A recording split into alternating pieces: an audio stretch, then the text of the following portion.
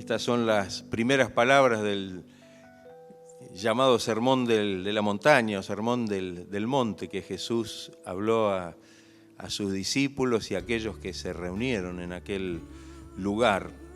El Sermón del Monte comienza justamente con estas bienaventuranzas. Y es una hermosa exposición que apela realmente a la espiritualidad de la persona. Muchas veces esto lo tratamos de llevar al punto de lo material o de lo circunstancial, pero en realidad el mensaje está dirigido al hombre interior. Amén. Fíjense que en definitiva él está hablando a los discípulos y ellos ya le habían conocido, estaban siguiendo al Señor, y de alguna manera esta palabra venía realmente a profundizar el mensaje en los corazones de ellos, como también en los corazones de aquellos que también habían comenzado a seguir al Señor, como también los corazones, nuestros corazones, de los que hemos ya conocido al Señor. Alguno dirá, bueno, pero yo ya me sé, me las sé de memoria, las bienaventuranzas. Sí, yo creo que muchas veces sabemos muchos versículos de memoria, pero también sabemos que eso no implica que realmente los estemos comprendiendo en profundidad o que los estemos, en definitiva, haciendo nuestros a través de la experiencia, es decir, poniéndolos por obra. Este mensaje yo pienso que sorprendió a los judíos de su tiempo, porque ellos esperaban la manifestación del Mesías y, como dije antes, no estaban tan interesados en las cosas espirituales como en las materiales. Ellos esperaban a un Mesías que traería la liberación del dominio que tenía sobre ellos el Imperio Romano, y esperaban a un Mesías Rey que los liberara de ese poder, del poder de Roma, y que en definitiva los bendijese, que les diera realmente abundancia, prosperidad y también poder y dominio sobre todas las cosas que los rodeaban. Por supuesto, cuando el Señor comienza a hablar, cuando el Señor comienza a hablar a las multitudes, el mensaje de Jesús impacta. Impacta porque ellos esperaban otra cosa. Miren, hoy el mensaje, el verdadero mensaje del Evangelio tiene que seguir impactando porque la gente busca otra cosa. Cuando usted mira lo que sucede a nuestro alrededor, en nuestro tiempo, generalmente la gente busca cosas materiales, que le vaya bien, que pueda tener lo necesario, que pueda comprarse la casa, que pueda tener, digamos, todo lo necesario para vivir bien acá en la tierra. Y cuando nosotros predicamos un evangelio que apunta al corazón, que apunta realmente a la vida interior, a la espiritualidad, notamos que en realidad no hay mucha aceptación. Hay un impacto que, como en el caso de los judíos de aquel tiempo, el impacto para ellos fue negativo. Ellos no quisieron escuchar la palabra de Dios, no reconocieron el mensaje de Jesucristo como el mensaje de Dios para sus vidas, no lo reconocieron a Él como el Mesías enviado por Dios y evidentemente se pusieron en contra de Jesús al punto de llevarlo a la crucifixión y a la muerte. Qué importante para nosotros estar abiertos al mensaje del Señor, ¿no? Muchas veces cuando miramos a nuestro alrededor, en este tiempo, en el tiempo que vivimos hoy, es cierto que mucha gente solamente apela a las cosas, o a la iglesia, o al mensaje, solamente para poder obtener lo material, para poder obtener aquellas cosas que son necesarias para la vida cotidiana. Y muchas veces el mensaje que reciben justamente está orientado a eso, a lo que ellos quieren escuchar. Seguramente el mensaje de Dios no es el que la gente quiere escuchar. ¿Amén? Amén, no dicen amén todo, pero es una realidad y una verdad. Cuando nosotros predicamos la palabra como está escrita, el mensaje del Evangelio, seguramente no es la palabra que el mundo quiere escuchar.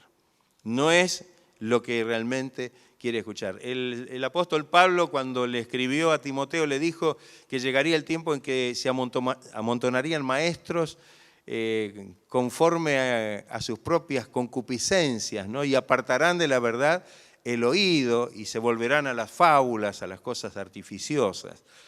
Porque en definitiva el oído de la gente quiere escuchar otro tipo de mensaje. Pero que Dios nos ayude a nosotros para que estemos abiertos al mensaje de la palabra de Dios y que podamos recibir realmente el mensaje de Dios para nuestra vida. La primera bienaventuranza, que todos conocemos muy bien, dice: bienaventurados los pobres en espíritu, porque de ellos es el reino de los cielos. Los pobres en espíritu. Primero hay que reconocer que dice pobres en espíritu.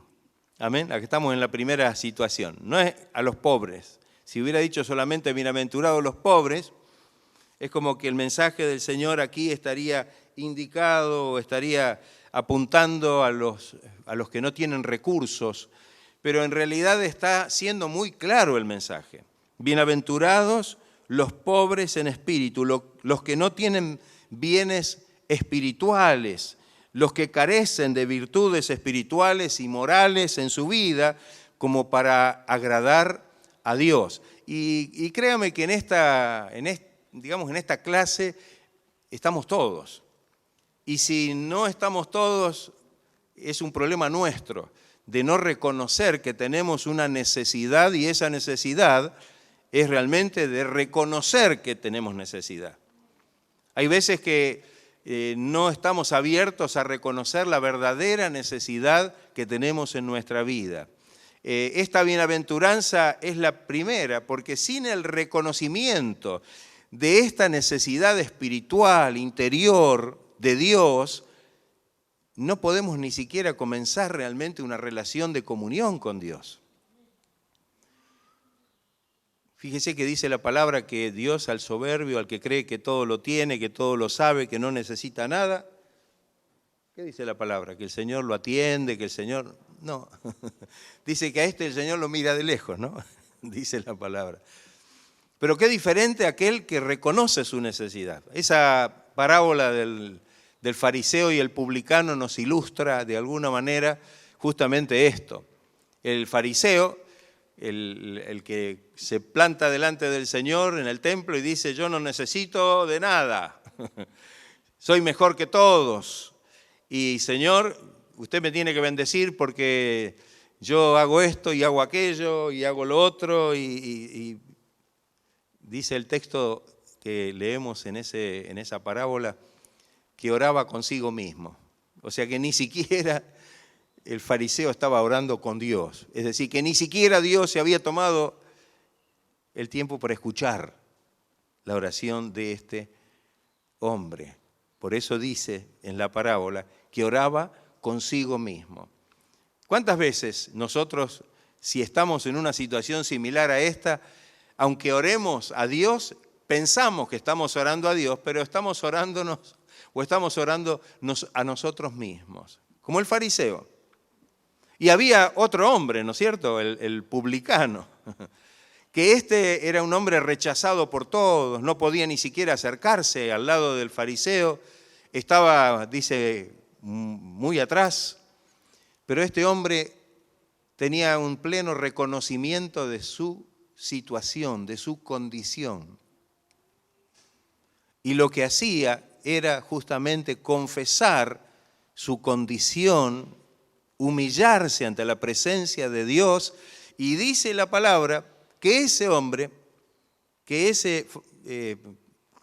nadie lo quería, porque los publicanos no eran gente que no lo quería nadie, los despreciaban todos, y especialmente los judíos, porque evidentemente tenían un trabajo deplorable, se aprovechaban de los demás cobrando impuestos a los judíos para el Imperio Romano, y por supuesto tenían ganancias deshonestas a través de esto.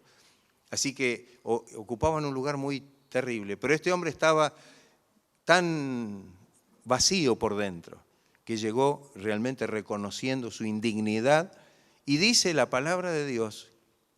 Uno podría pensar, bueno, el otro era un fariseo, era un religioso, era un estudioso de la Torá, era alguien que realmente conocía la ley y a lo mejor el Señor a este sí lo escucharía. Sin embargo, el Señor no escuchó al fariseo, pero dice la Biblia que escuchó a este publicano porque se humilló delante del Señor. Porque todo aquel que se humilla será enaltecido, será escuchado por el Señor y bendecido por el Señor. Que el Señor nos ayude para que nosotros podamos reconocer que como seres humanos tenemos siempre una necesidad primordial y espiritual delante de la presencia de Dios. Y si no llegamos a Dios a través de este reconocimiento, no nos podemos acercar a Dios. Ese es el problema. Si yo vengo diciendo, mire, yo soy bueno, no le hago mal a nadie, soy una buena persona, yo hago esto y hago aquello, mire, soy una persona que todos me reconocen porque he logrado ciertas... Para el Señor todo eso no tiene ningún valor, no tiene ninguna importancia. Si nos queremos acercar al Señor, pues lo debemos hacer en pleno reconocimiento de nuestra condición humana. Y la Biblia dice que todos somos pecadores y por ello estamos destituidos de la gloria de Dios. Y que la única manera de acercarnos al Señor y poder establecer una comunión y una relación de comunión con Dios es a través de humillarnos delante de su divina presencia. Pensemos que el que nos dio el ejemplo a nosotros de la humildad o de la humillación no fue otro que el Señor Jesucristo. Amén. Él se humilló, dejó, dice, su trono, su gloria, y vino a este mundo. Se hizo como uno de nosotros, y aún estando en su condición humana, se humilló hasta la muerte y muerte de cruz. Y allí, desde esa humillación, dice el texto de Filipenses 2, Dios, ¿qué hizo? Lo exaltó hasta lo sumo, hasta lo más alto, y le dio un nombre, que es sobre todo nombre, para que en ese nombre se doble toda rodilla y toda lengua confiese que Jesucristo es el Señor. Gloria a Dios, gloria al Señor. Si Él tuvo que humillarse para poder realmente hacer la obra que el Padre le había encomendado y darnos salvación, nosotros debemos reconocer que también este es el sentir que tiene que estar en nosotros. En ese texto de Filipenses, capítulo 2, en el versículo 5, dice que haya pues en vosotros este sentir que hubo también en Cristo Jesús. Ahí está. Ese mismo sentir que tuvo el Señor y que ofreció su vida y que no estimó el ser igual a Dios como cosa que aferrarse, sino que se despojó y que vino a esta tierra, ese mismo sentir debe estar en nosotros. ¿Cuánto más en nosotros? Porque nosotros no dejamos ninguna gloria, ni dejamos ninguna cosa que realmente que pueda ser digna de alabanza en la presencia de Dios. Pero dejando todo, como decía Pablo, renunciando a todo y teniendo todas aquellas cosas que a lo mejor para nosotros aparentemente eran nuestra gloria, ahora nos humillamos en la presencia de Dios para alcanzar a Cristo y ser hallado en Él. Amén. Así que qué maravilloso esto, ¿no? Bienaventurados los pobres en espíritu. ¿Cuántos pobres en espíritu hay en esta mañana, en este lugar? Ojalá que todos. Gloria al Señor. Gracias a Él el Señor nos va enriqueciendo, pero la pobreza es algo que inherente a nuestra naturaleza humana. Porque ellos, dice, serán, o de ellos es el reino de los cielos. Una posesión. Amén. Son recompensados para poder realmente tener algo glorioso, que es el reino de Dios, el reino de los cielos. Qué importante esta recompensa, porque en definitiva esto es a lo que apunta, y muchos de los que se acercaron al Señor en aquel entonces cuando Él andaba en la tierra, tenían esta pregunta, ¿no? ¿Qué debo hacer para ser salvo? ¿Qué debo hacer para alcanzar la salvación o para alcanzar? Porque es lo máximo, no hay otra cosa, no hay otra bendición, no hay otro premio, otro galardón mayor que la salvación. No hay otro milagro más grande para la vida del ser humano que recibir la salvación. Alabado sea el nombre de Cristo. No hay nada mayor. No hay nada mayor. No hay nada. Pero fíjese que a través de este acto de humillación en la presencia de Dios, dice que el Señor nos concede el reino de los cielos, porque de ellos es el reino de los cielos. Qué hermosa bendición, qué hermosa gracia que el Señor concede a nuestra vida. La segunda bienaventuranza dice, bienaventurados los que lloran, porque ellos recibirán consolación. Ahí está, bienaventurados los que lloran. Sí, generalmente cuando hablamos del llorar no parece que fuera esto ninguna bendición, porque bienaventurado significa felices, dichosos, y sería como hasta un contrasentido o una situación paradójica. Felices los que lloran. Pero hay algo interesante en esto. Evidentemente el Señor, por eso digo, está con una mirada puesta en otro lugar. Cuando lo miramos desde el punto de vista humano solamente, nos parece paradójico, y por eso es que mucha gente dice, la Biblia se contradice. Dice, felices los que lloran. El Señor tenía en mente un mensaje muy profundo en este sentido. La palabra que tenemos de la traducción de el llorar es un intenso dolor espiritual, un profundo dolor ante la presencia de Dios, conscientes de que tenemos una necesidad y es que Dios nos perdone. De esto el apóstol Pablo habla. De esta situación habla el apóstol Pablo. Cuando escribe a los Corintios, en el capítulo 2 de Corintios, capítulo 7, verso 10, dice, porque la tristeza que es según Dios produce arrepentimiento para salvación, pero la tristeza del mundo produce muerte. Lógicamente, el que está triste en el mundo, el que llora y está angustiado en el mundo por las cosas del mundo, pero cuando el creyente, por el poder de Dios, por la palabra de Dios, por el obrar del Espíritu Santo, comienza a sentir que todo este efecto de redarguir interiormente le hace llorar, entonces dice, esa tristeza, ese llanto lo lleva al arrepentimiento. Muchas veces decimos que cuando lloramos en la presencia de Dios, ese llanto no es un llanto de que, bueno, estamos perdidos, es un llanto de desconsuelo, ¿no? ¿Vio cuando se dice llora desconsoladamente? No, ahí está la diferencia.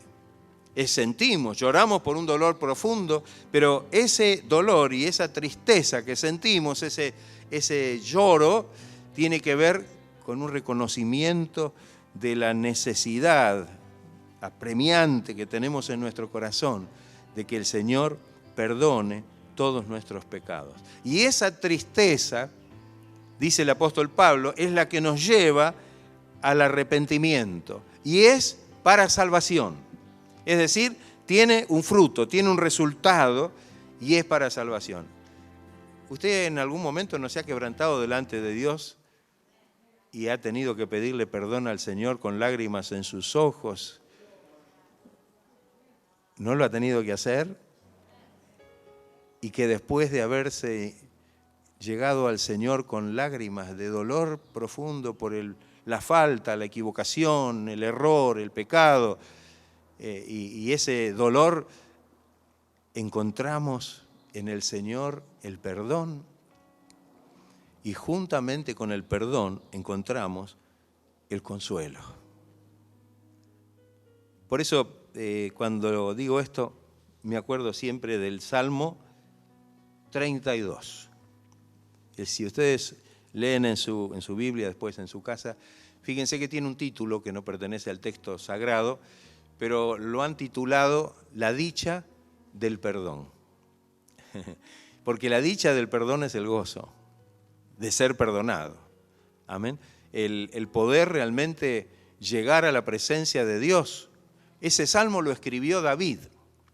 Y no lo escribió en un momento que estaba inspirado con la musa inspiradora de un escritor.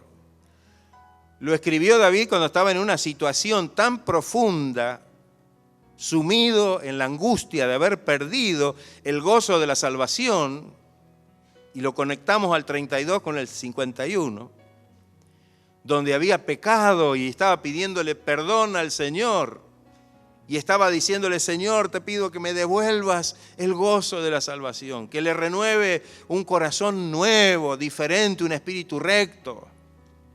Había una profunda necesidad, un lloro.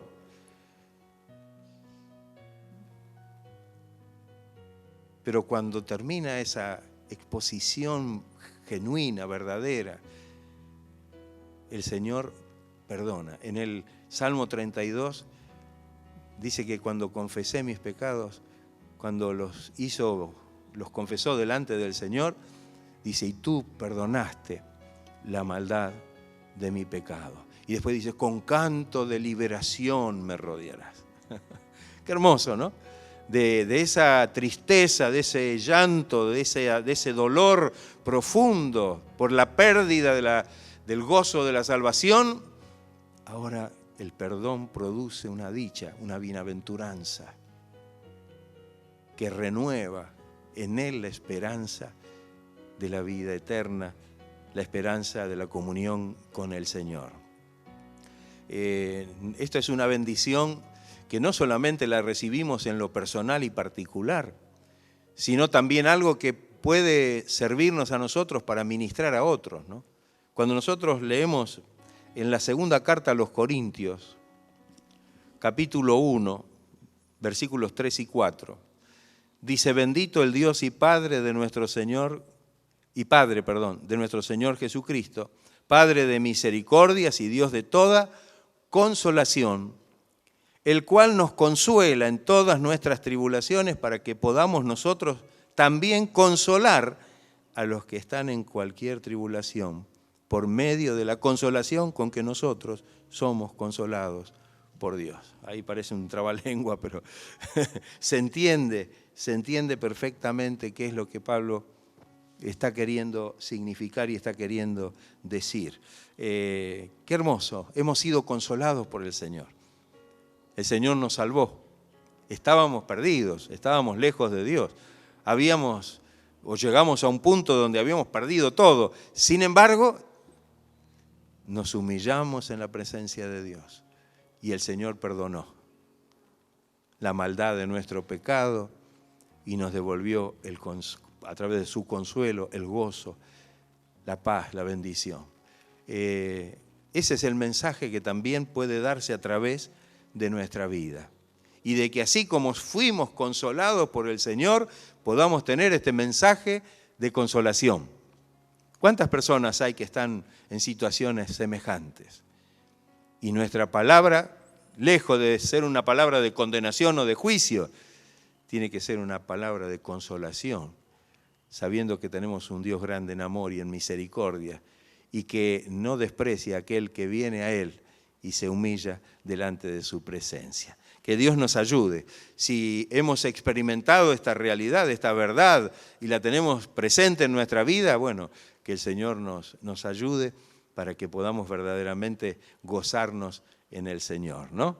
Hay un himno en el himnario que habla acerca de las lágrimas, ¿no? El 379 creo que es, que habla acerca de este tema y que realmente podamos tener esa prontitud de venir al Señor y poder realmente saber que el Señor puede cambiar nuestras lágrimas, nuestro llanto, en gozo, en dicha, porque es el perdón que trae realmente esa bendición a nuestros corazones. ¿No se ha sentido bien cuando sintió el perdón de Dios? ¿No ha sentido una liberación muy grande, como dice David, con cánticos de liberación me rodeará. Se le fue un peso muy grande, ¿no? Se le fue algo que no lo dejaba dormir, algo que no le permitía realmente hacer nada. Sin embargo, cuando recibe esta bendición, se siente liberada. Siente un gozo, una dicha maravillosa que es el perdón de Dios en nuestra vida. La tercera dice, bienaventurados los mansos, porque ellos recibirán la tierra por heredad. Ahí está. Otra de las palabras que también tenemos que darle el significado espiritual, porque muchos creen que ese término manso significa que es débil o que es falto de valor, y en realidad no es así.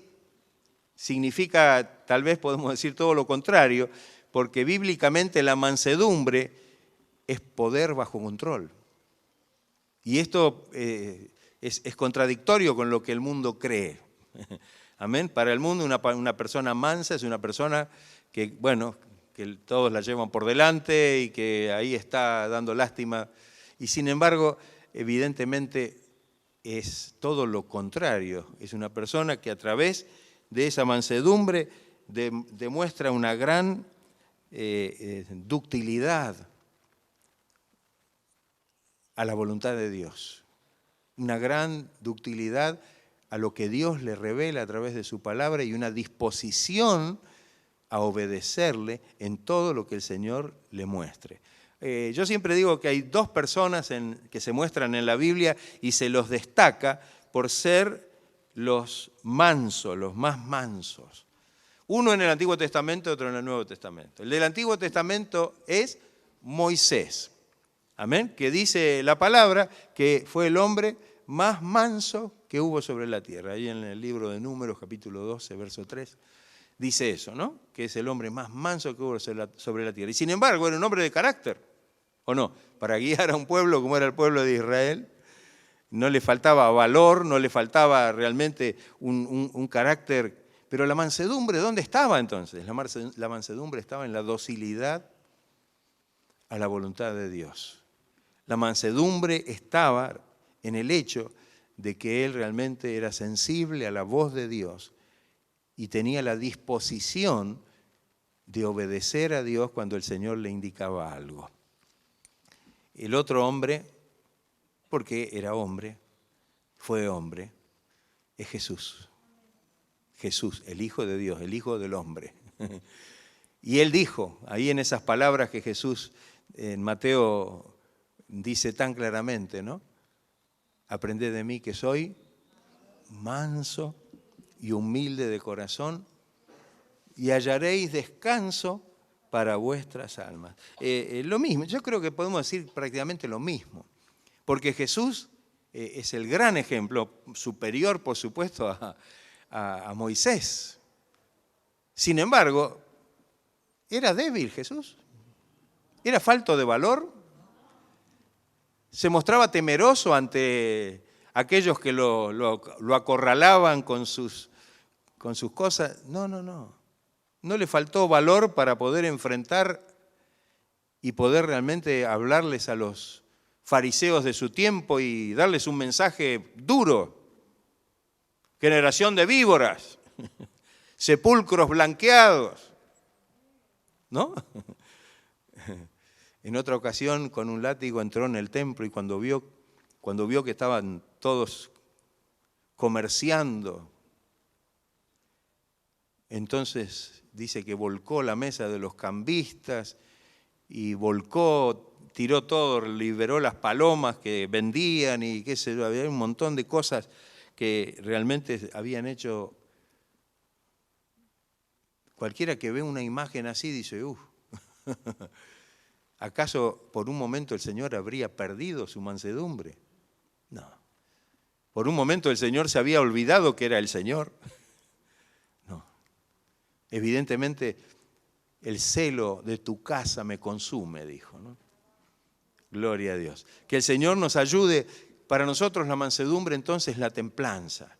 Es el poder estar bajo control, y no bajo el control de nosotros, sino que podamos poner nuestra vida bajo el control de Dios. Amén. bajo el control del Señor. Entonces, qué importante para nosotros realmente entender esto. Y por supuesto esto nos habla de que no tenemos que tener una autoestima por allá arriba. Es un poco lo contrario de lo que piensa digamos, y las enseñanzas psicológicas de este tiempo, ¿no?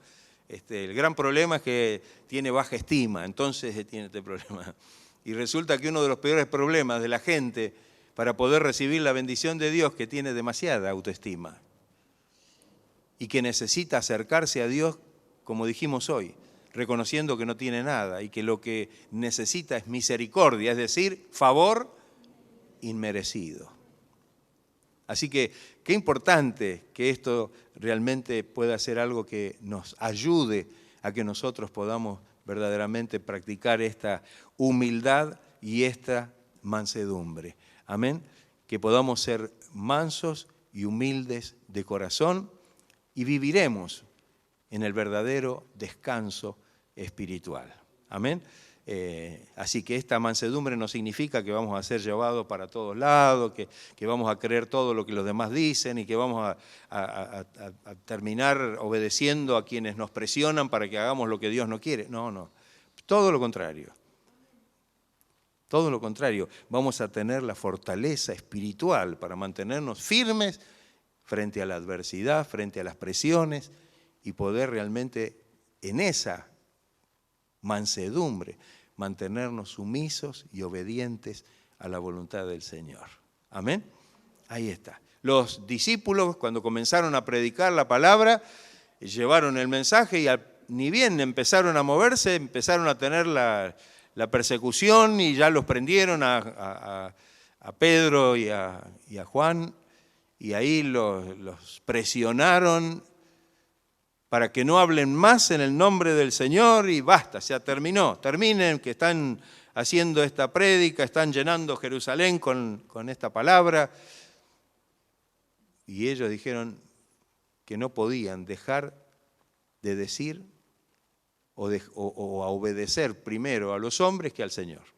Así que iban a seguir hablando e iban a seguir predicando y anunciando el mensaje del Evangelio. Y fíjese que esta actitud el Señor la confirmó y la premió cuando ellos llegaron, después que los soltaron con amenazas, llegaron a la casa a los suyos, dice la palabra ahí en el libro de los Hechos 4, llegaron a los suyos, oraron y el Espíritu Santo cayó sobre ellos y dice que todos hablaban con valor la palabra del Señor y el Señor hacía maravillas.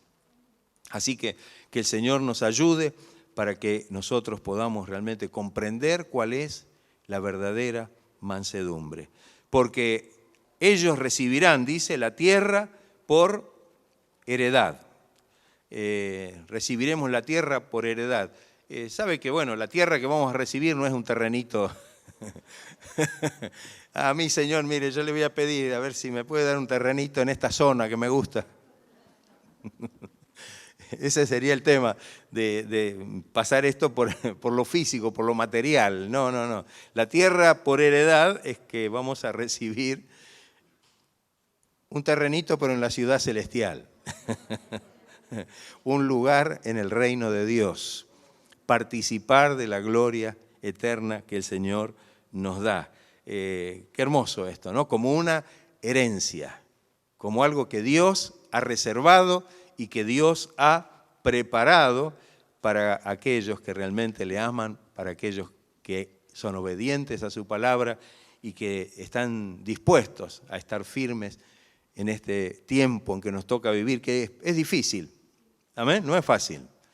La Biblia dice que es difícil y que es peligroso también. Pero ahí, en medio de la dificultad y de los peligros, nosotros estamos sirviendo al Señor y adorando a Dios y obedeciendo al Señor en medio de toda esta situación. La siguiente dice, bienaventurados los que tienen hambre y sed de justicia, porque ellos serán saciados. Hambre y sed de justicia. El cristiano tiene que tener por sobre todas las cosas esta necesidad, sentir este hambre y esta sed de justicia por las cosas de Dios. Tristemente uno ve a veces muchos cristianos que todavía tienen hambre de poder, de autoridad, de éxito, de fama y de muchas otras cosas que son del mundo. Vuelvo a decir, el Señor acá apunta para otro lado. Amén. La gente del mundo busca ese tipo de cosas. Y cuando hablamos de justicia, fíjese que la justicia mencionada en la Biblia con respecto a la justicia mundana, dice que es como trapo de inmundicia en la presencia de Dios. En otro lado dice que es torcida, porque los hombres la tuercen a conveniencia, ¿o no es así? Claro, claro. ¿Cuánta gente hay que está esperando justicia? ¿O no es así? Ahí está. ¿Cuánta gente uno escucha y está clamando por justicia? Que se haga justicia. Pero bienaventurados los que tienen hambre y sed de la justicia de Dios. Porque esa es la justicia que puede cubrir nuestra vida y que puede realmente saciar todas nuestras necesidades en todos los aspectos de nuestra vida, comenzando por los interiores. Amén, por lo que tenemos digamos, por lo que tenemos adentro. El libro del profeta Isaías, en el capítulo 55, versos 2 y 3, dice: ¿por qué gastáis vuestro dinero en lo que no es pan y vuestro trabajo en lo que no satisface? Escuchadme atentamente y comed del bien y deleitaos en la abundancia. Prestad atención y venid a mí, y vuestra alma vivirá. Es que de ahí, de esa bendición, proviene la bendición para nuestra vida. De esa justicia, que es la justicia de Dios, realmente podemos alcanzar la bendición. Fíjese que la justicia de Dios es fundamental en nuestra experiencia cristiana, porque a través de la comprensión correcta de la justicia de Dios es que podemos entender que Dios nos ha dado salvación. ¿No es así? Dice el apóstol Pablo cuando le escribe a los romanos que la justicia de Dios se revela por fe y para fe. Amén, por fe y para fe. Entonces, qué importante para nosotros recibir la justicia de Dios. ¿Por qué? Porque en realidad, en el hecho de haber sido redimidos, de haber sido salvos, de haber recibido esta bendición y estar recibiendo y tener hambre de esa justicia de Dios, es que realmente Dios nos saca todo lo demás. Siempre decimos que en el hecho de la salvación, nosotros o nuestros pecados fueron sobre el Señor y su justicia fue sobre nosotros. En el acto de la crucifixión y de la muerte de Jesús en la cruz, dice que Jesucristo fue hecho justicia de Dios en nosotros. Y nuestros pecados fueron sobre Él. Dice que el acta de los decretos que nos era contraria, el Señor la quitó de en medio y la clavó en la cruz, perdonando todos nuestros pecados. Es decir, que nuestros pecados fueron sobre el Señor, como también dice el profeta Isaías en el capítulo 53, verso 6, y nosotros hemos sido cubiertos por la justicia de Cristo. Y ahora somos justificados. ¿Cuál es la acción de esa justicia de Dios en nuestra vida? Es la justificación. Es el ser declarados justos ante Dios. Y esto es algo maravilloso. Bienaventurados los que tienen hambre y sed de la justicia divina. Y esto nos exime a nosotros de tener que ser justicieros, de tener que reclamar por una justicia mundana que en realidad no tiene nada que ver con la divina, sino que nos hace dependientes de la justicia divina. Y yo digo, qué maravilloso es poder depender de la justicia de Dios y no depender de la justicia de los hombres. ¿Qué le parece? Qué triste, ¿no? Depender de la justicia de los hombres. Qué triste, qué terrible, qué nefasto de tener que depender de la justicia de los hombres. Pero qué maravilloso y glorioso es depender de la justicia de Dios. porque a través de su justicia el Señor nos declara justos, justificados, dice allí en Romanos 5:1, justificados pues por la fe, tenemos paz para con Dios, por medio de nuestro Señor Jesucristo. Jesús dijo, mas buscad primeramente el reino de Dios y su justicia, y todo lo demás, todo lo que tenemos por necesidad, el Señor lo proveerá. Todas las demás cosas vendrán por añadidura, dice la palabra, como cosas secundarias a las cuales el Señor nos proveerá en su tiempo.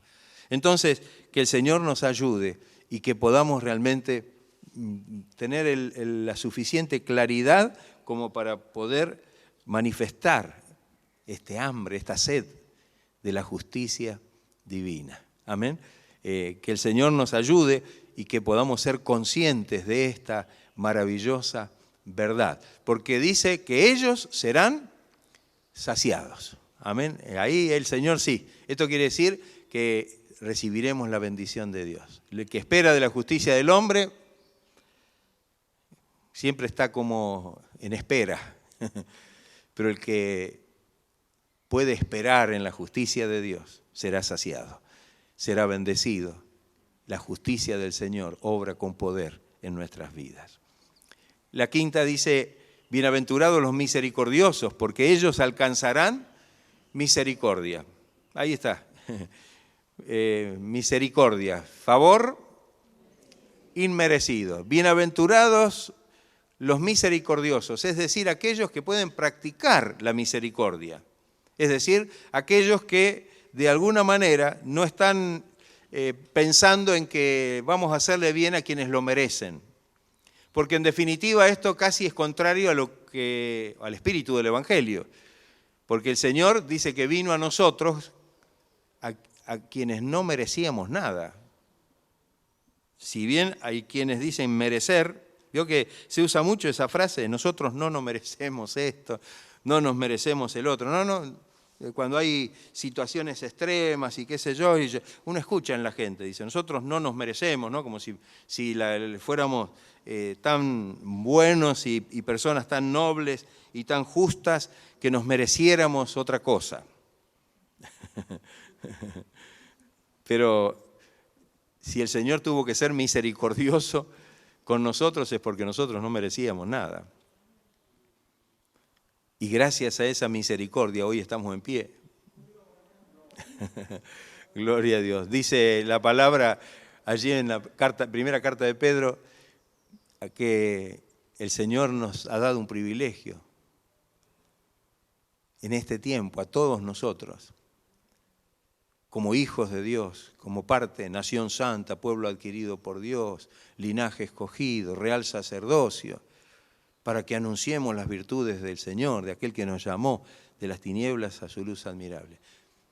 Pero después dice, vosotros que en otro tiempo no habíais alcanzado misericordia en el mundo, pero ahora en Cristo habéis alcanzado misericordia. Hemos recibido misericordia. El Señor no nos pide que hagamos algo que Él no haya hecho por nosotros primero. Y esto es algo fundamental.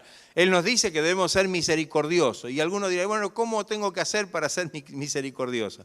Tiene que mirar su propia experiencia. Si usted ve que el Señor lo perdonó y lo recibió y lo salvó y lo bendijo y le dio la promesa de la salvación eterna sin merecerlo, y bueno, usted tiene que comprender que esa es la actitud que el cristiano debe tener hacia los demás. No es cuando hablamos del amor de Dios, una de las virtudes del amor de Dios es la misericordia. ¿Amén? Porque alguno dice, bueno, pues yo amo tanto. Bueno, sí, pero una de las virtudes del amor de Dios es que Dios ama a aquellos que no lo merecen. Cuando dice el texto, porque de tal manera amó Dios al mundo que dio a su Hijo, tal vez tendría que haber dicho, porque de tal manera amó Dios a un mundo inmerecedor. ¿No es cierto? Lo dice, por supuesto, de otras maneras en el contexto bíblico, pero esa es la razón. Porque nadie merece salvación. Nadie por su propia naturaleza, por sus propios hechos, ha logrado la dignidad suficiente para poder ser salvo. Porque Dios es misericordioso. Y como bien dice Jeremías en su libro de Lamentaciones, porque las misericordias de Jehová nunca decayeron. Por eso no hemos sido consumidos, porque nuevas son cada mañana, porque grande es la fidelidad de Dios. Alabado sea el nombre de Cristo. Aleluya, gloria a Dios. Gracias, Señor. Gracias, Señor. Así que el Señor nos ayude. Pero esto es como una rueda. Fuimos salvos por misericordia y dice, si somos misericordiosos, entonces seguiremos alcanzando misericordia. Amén. Tal vez podemos poner como ejemplo la parábola de los dos siervos, esos dos deudores, y de qué manera uno fue perdonado de todo lo que tenía, porque cuando su señor lo llamó para pedirle cuenta y le rogó y no le podía pagar y se puso mal y lloraba, y dice que el Señor fue movido a misericordia y lo perdonó de toda esa deuda que tenía. Y cuando salió afuera, seguramente con gozo, livianito, ya no tenía riesgo, no tenía peligro de ser vendido, ni que su familia fuera vendida para pagar la deuda, se encontró con un consiervo que le debía unas monedas comparada con la deuda que él tenía con su señor. ¿Y qué pasó? Dice que lo agarró del cuello, no lo ahogaba, y le dice, pagame lo que me debes.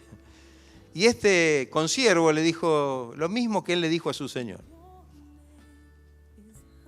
Pero no quiso saber nada y lo hizo meter en la cárcel. Entonces cuando ese señor vio la actitud de este siervo, lo hizo llamar. Y le dijo, siervo malo, toda esa deuda te perdoné porque me rogaste, nada más. No lo merecías, porque no pagaste nada, no hiciste nada. ¿No debías tú hacer lo mismo? Y entonces allí dice que lo envió a la cárcel, le hizo vender a toda su familia para cobrarse la deuda. Que el Señor nos ayude, que podamos tomar conciencia y que seamos misericordiosos. ¿Usted está agradecido por la misericordia de Dios? No quisiéramos que falte, ¿no?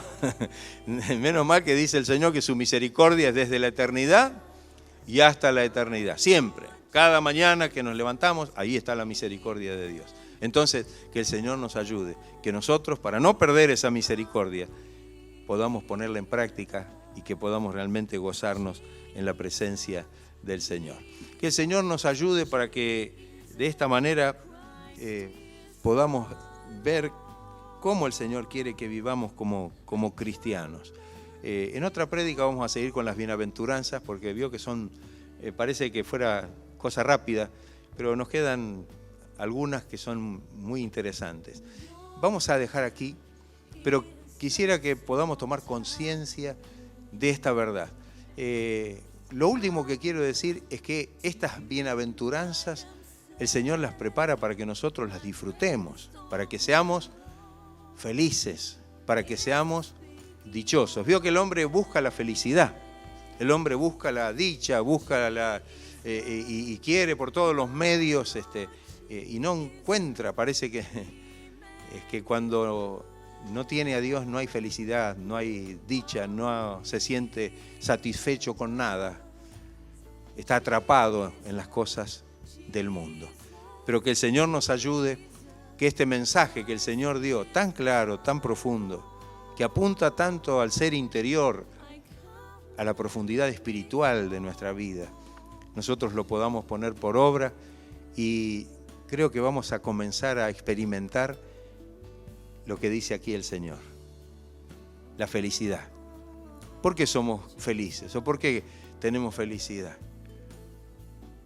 No tenemos felicidad porque ahora el Señor nos dio, qué sé yo, tal cosa o tal otra material. No, somos felices como cantamos en ese coro tan sencillo y tan claro que dice, soy feliz, Cristo me salvó. Porque la felicidad proviene de la salvación, del gozo de la salvación, de la aprobación de Dios, del agrado de Dios hacia nuestra vida. Entonces, en lo que hemos visto, podamos realmente estar agradecidos. Dios nos llama bienaventurados, y como bienaventurados debemos vivir de esta manera. Como bienaventurados, estas características deben ser nuestras, como creyentes en nuestra vida aquí sobre la tierra, para testimonio y para aquellos que están lejos, para aquellos que no han conocido todavía al Señor, puedan acercarse a Él humillados, con la disposición del corazón de recibir justamente como nosotros esta maravillosa bendición en sus vidas. Amén. ¿Estamos dispuestos a vivir a pleno esta bendición? Vamos a estar de pie y vamos a darle gloria al Señor, darle gracias al Señor. Gloria a Jesús.